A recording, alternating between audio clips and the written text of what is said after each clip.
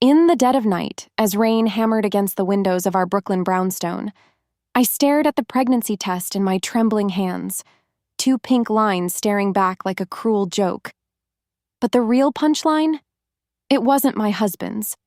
And just as my world tilted on its axis, the front door creaked open, and there he was, earlier than expected, with that trusting smile that could shatter me into a million pieces. What had I done? The city lights flickered through the curtains like distant stars mocking my choices. My name is Emily Harper, and up until 6 months ago, my life in Manhattan's financial district was a well-oiled machine. I was 32, a rising star at Apex Financial Group, crunching numbers on Wall Street deals that could make or break fortunes. My husband Lucas was my rock, a software engineer at a midtown startup, the kind of guy who still left sticky notes with bad puns on my coffee mug every morning. We'd met in college at NYU, bonded over late-night pizza runs and dreams of a brownstone in Brooklyn with a backyard for kids someday. Our wedding was a small affair in Central Park, under cherry blossoms, promising forever in that effortless American way. Barbecues with friends, weekend hikes upstate, and lazy Sundays with bagels and the Times. But forever started cracking under the weight of reality. Lucas's startup hit rough waters after a funding round flopped, slashing his salary. My mom's cancer treatments drained our savings faster than a New York minute, and our mortgage on that dream brownstone felt like an anchor pulling us under. Conversations turned to bills instead of dreams. Intimacy became a checklist item, squeezed between exhaustion and resentment. I loved Lucas. God, I did. But the spark? It had dimmed to embers, buried under the grind. That's when Marcus entered the picture, like a storm rolling in off the Hudson. He was my new team lead at Apex, transferred from the Chicago office. Tall, with that Midwestern charm wrapped in a sharp suit and a smile that could close any deal. Unlike Lucas's quiet reliability, Marcus was fire, ambitious, charismatic, the guy who commanded boardrooms and after-work happy hours at rooftop bars overlooking the skyline. He noticed me right away, praising my analysis on a high-stakes merger during our first team meeting. "Emily's got the instincts of a shark," he'd say, his eyes lingering a beat too long. At first, it was innocent. Late nights at the office turned into shared takeout, sushi from that spot on Fifth Avenue, brainstorming strategies that felt electric. Marcus listened, really listened, when I vented about the pressures. "You're too good for this place to hold you back," he'd murmur, his hand brushing mine as he passed a file. I told myself it was networking, the corporate ladder climb every ambitious woman in finance knows too well. Lucas was buried in code, oblivious, texting me, "Miss you, babe," while I laughed at Marcus's jokes. The first twist came during a client dinner at a swanky steakhouse in Midtown. Champagne flowed, deals were sealed, and as the group thinned out, Marcus and I lingered at the bar. His fingers traced the rim of his glass, then found my knee under the table. "What if we took this further?" he whispered, his voice low and husky. My heart raced, not just from the thrill, but from the guilt that twisted like a knife. I pulled away, mumbling about Lucas, but the seed was planted. That night, back home, Lucas had set up a candlelit dinner with my favorite lasagna from the Italian place down the block. "To us, through thick and thin," he toasted. I smiled, but inside I was unraveling. The affair ignited 2 weeks later, during a work trip to Boston for a conference. Marcus booked adjoining rooms at the Harper Hotel, and after a day of panels, we crossed that line in a haze of room service wine and pent-up desire. It was passionate, reckless, his hands exploring me like I was a treasure he'd been hunting. "You're everything I've wanted," he breathed against my skin. Back in New York, the secrecy added suspense. Stolen kisses in the office elevator, coded texts about meetings, midday escapes to his apartment in Chelsea. It wasn't just physical. Marcus painted pictures of a future, promotions, vacations to the Hamptons, a life without the financial noose. I felt alive, desired. like the version of myself I'd lost in the monotony. But twists have a way of sneaking up. One evening, as I slipped back into our brownstone after a late meeting, Lucas was waiting in the living room, not with anger, but concern. "Em, you've been distant. Is everything okay at work?" His eyes, those kind hazel ones, searched mine. I lied smoothly, blaming stress, but a new character entered the scene that night. My best friend, Sarah, a graphic designer from our college days. She'd seen me with Marcus at a coffee shop near Apex, our hands intertwined under the table. Over brunch the next day at a diner in Williamsburg, she confronted me. "Emily, what the hell? Lucas adores you. This isn't you." Her words stung, but I brushed them off, swearing her to secrecy. Sarah became my reluctant confidant, a voice of reason I ignored, adding layers of tension as I juggled lies. Suspense built like a thriller plot. Marcus started pushing boundaries, demanding more time, hinting at leaving his own rocky marriage, a detail he'd conveniently omitted at first. "My wife's in Chicago. It's over anyway," he confessed one afternoon in his office, pulling me onto his lap. But doubt crept in. Was this love or leverage? Then came the promotion. Senior portfolio manager, with a fat bonus to ease our debts. Marcus grinned as he announced it in the team huddle. Emily earned this. That night, Lucas surprised me with tickets to a Broadway show, Hamilton, our favorite. "Proud of you, superstar," he said, kissing me deeply. The contrast tore me apart. Romance with Lucas felt safe, grounding, while Marcus was a wildfire threatening to consume everything. The first major twist hit like a subway screech. I discovered I was pregnant. Panic set in. Who was the father? Lucas and I had been intimate sporadically, but timing pointed fingers at Marcus. I confronted him in a hushed corner of Central Park, autumn leaves crunching underfoot. "We need to talk about this," I whispered, showing him the test. His face paled. "Emily, I can't. My wife and I are trying to reconcile. This complicates things." He backed away, promising to figure it out, but his texts grew sparse. Betrayal burned hot. I'd been a pawn in his game, a boost to his ego while he patched his own life. Heart racing, I confided in Sarah, who urged me to come clean to Lucas.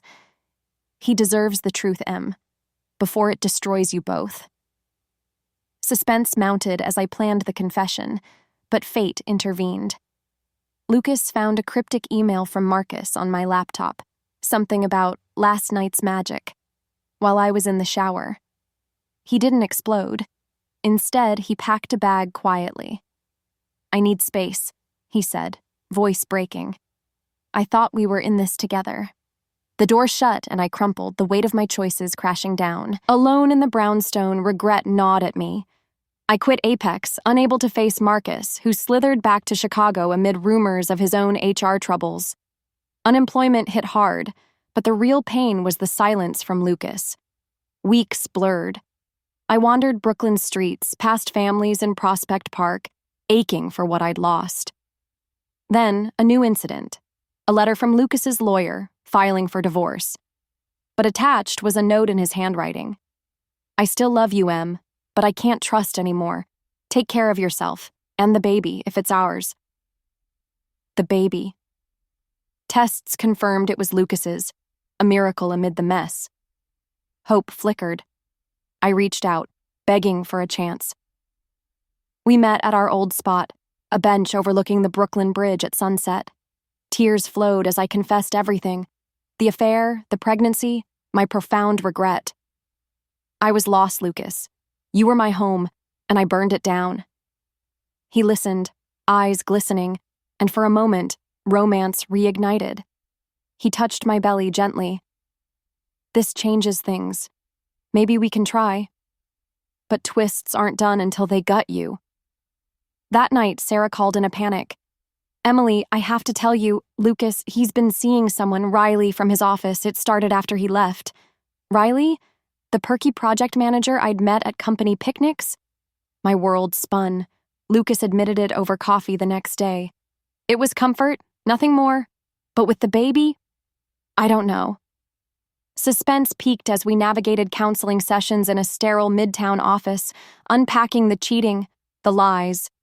Romance clashed with betrayal, stolen glances across the therapist's couch, hands brushing, but shadows of doubt lingered. In a heart-touching turn, Lucas chose forgiveness, not blindly, but earned. We rebuilt slowly, couples retreats in the Catskills, honest talks under starlit skies, rediscovering the gentle joy we'd shared. Marcus faded into a cautionary tale, a ghost of ambition gone wrong. Sarah stood by us, her loyalty a bridge back to trust. The baby arrived, a girl, Lily, with Lucas's eyes and my stubborn chin binding us in a new chapter.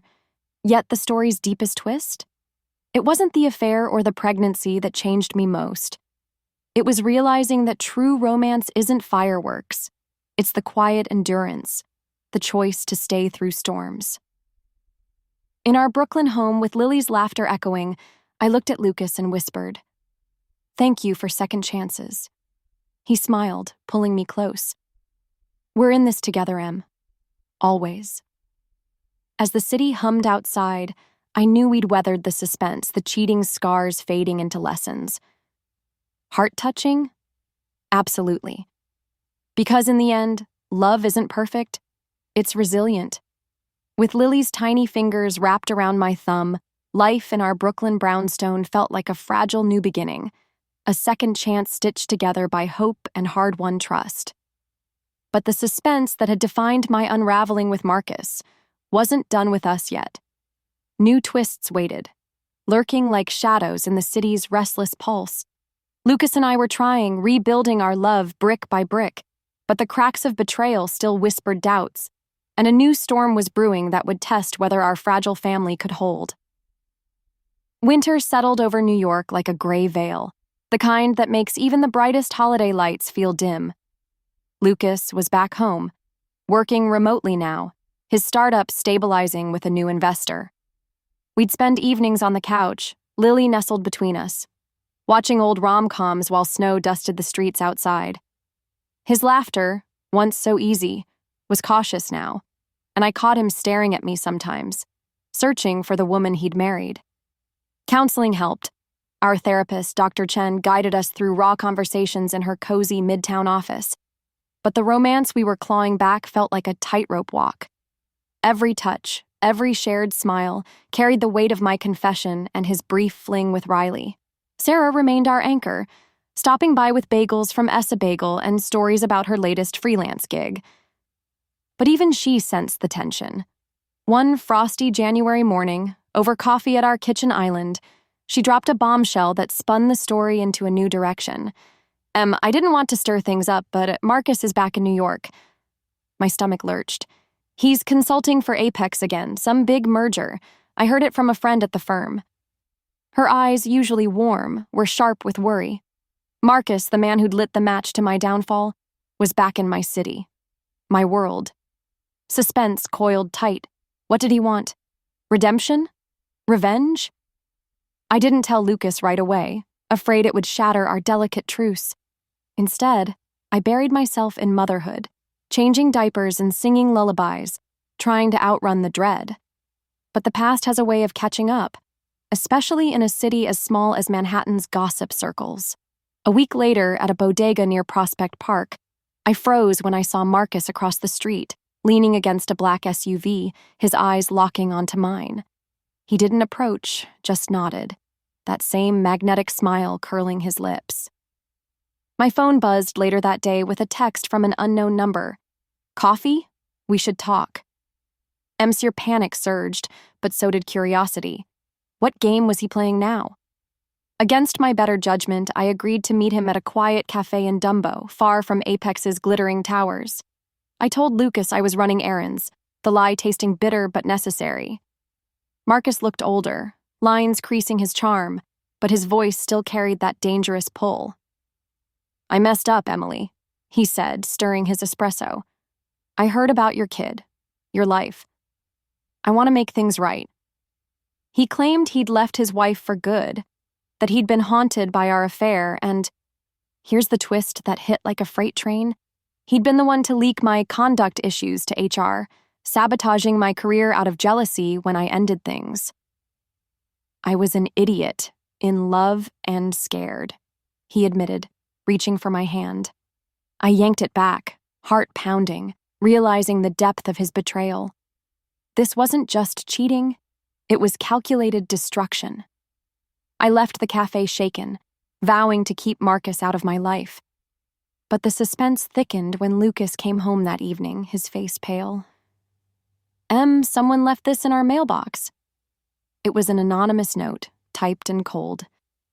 "Ask your wife about her coffee date today." Attached was a grainy photo of me and Marcus at the cafe, snapped from across the street.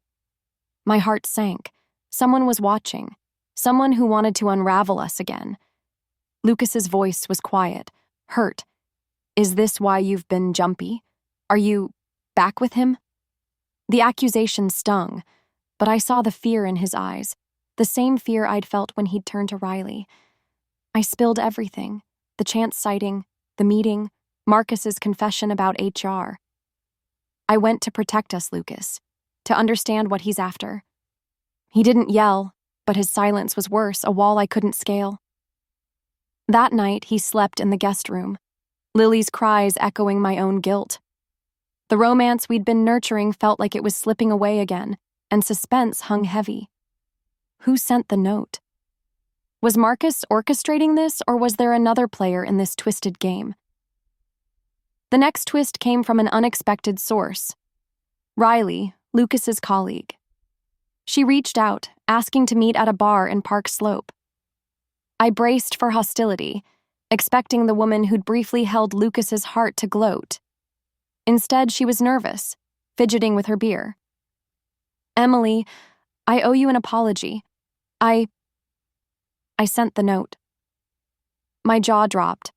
Riley confessed she'd seen Marcus in town and followed him, suspecting he was stirring trouble. When she saw us together, jealousy from her brief time with Lucas flared, and she acted impulsively. "I didn't mean to hurt you guys. Lucas was broken when you split, and I thought he deserved better. But he loves you, Emily. Always has."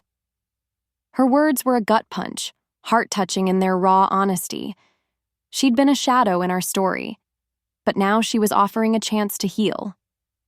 Armed with Riley's confession, I went to Lucas, laying it all bare over takeout pizza in our living room. Lily slept upstairs, and the city's hum felt like a distant pulse.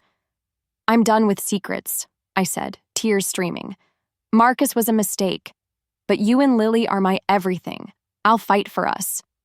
Lucas's eyes softened, and he pulled me close, the first real embrace in weeks.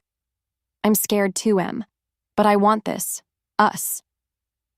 Romance flickered again, tentative but real, like the first buds after a long winter. The final twist came a month later, at a charity gala Apex hosted at the Met. I'd been invited as a courtesy, a nod to my past work. Against Lucas's cautious advice, I went, needing closure. Marcus was there, schmoozing clients, but when he saw me, he approached, all charm. "Emily, let's start fresh. I can get you back in at Apex, better than before." I laughed, a sound sharp with freedom. "I don't need you, Marcus. I have a family. A life." As I walked away, Lucas appeared at my side. He'd come to support me, unasked. "Let's go home," he whispered, his hand in mine, Lily waiting with Sarah at the brownstone. The city sparkled below, and I felt whole. In the end, our story wasn't just about cheating or suspense. It was about the heart-touching resilience of love that endures betrayal, fights through doubt, and chooses forgiveness. Marcus faded into New York's chaos, a lesson learned. Riley found her own path, sending us a baby gift with a note of peace. Lucas and I, with Lily's giggles filling our home, rebuilt our American dream, one honest moment at a time.